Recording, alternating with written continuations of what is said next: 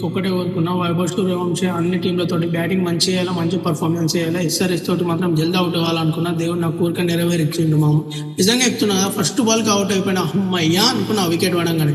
ఎందుకంటే వైభవ్ సూర్యవంశీ ఎట్లా బ్యాటింగ్ చేస్తాడో మనకు తెలిసిన విషయమే. నిజంగా చెప్తున్నా కదా, ఇద్దరు యంగ్స్టర్స్ మామ. ఎస్ఆర్హెచ్ వాళ్ళని చూడంగానే, వాళ్ళ పర్ఫార్మెన్స్ చూడంగానే నాకు ఒక్కటే గుర్తొచ్చింది, బంగారపు హుండీని చిల్లర వేయడానికి పెట్టుకున్నారు.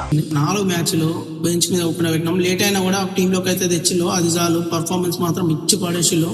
ఫస్ట్ పర్పుల్ హిండే, తర్వాత షకీబ్ హుస్సేన్. నిజంగా ఇద్దరు ఫస్ట్ ఓవర్లో 3 వికెట్ల మామ. అసలు అబ్బబ్బబ్బబ్బా ఏం ఎగ్జైట్మెంట్ తెలుసా. నాకు ఆనందంతో కళ్ళకే నీళ్ళు వచ్చేసినాయి. నిజంగా చెప్తున్నా కదా, మస్తు అంటే మస్తు అనిపించింది. బ్యాటింగ్లో ఇషాన్ కిషాన్ ఇచ్చి వాడేసిండు. కానీ సెంచరీ ఎందుకు వేయలేదని చిన్న బాధ ఉంది అంతేగాని.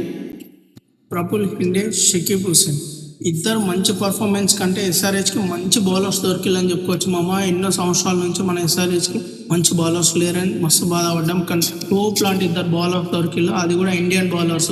నిజంగా మన పాయింట్స్ టేబుల్లో ఉన్న టాప్ టీంని కొడితే అందులో వచ్చే కిక్కే వేరు ఉంటుంది మామ. నాకైతే ఫుల్ సాటిస్ఫాక్షన్ అనిపించింది. మొత్తం ఆల్అౌట్ వేసినాము. ఎస్ఆర్హెచ్కి బౌలింగ్ వేయలేదన్నారు, అలాంటి బౌలింగ్ తోటి ఆల్అౌట్ వేసేసినాము. జై ఎస్ఆర్హెచ్ అనిపించింది.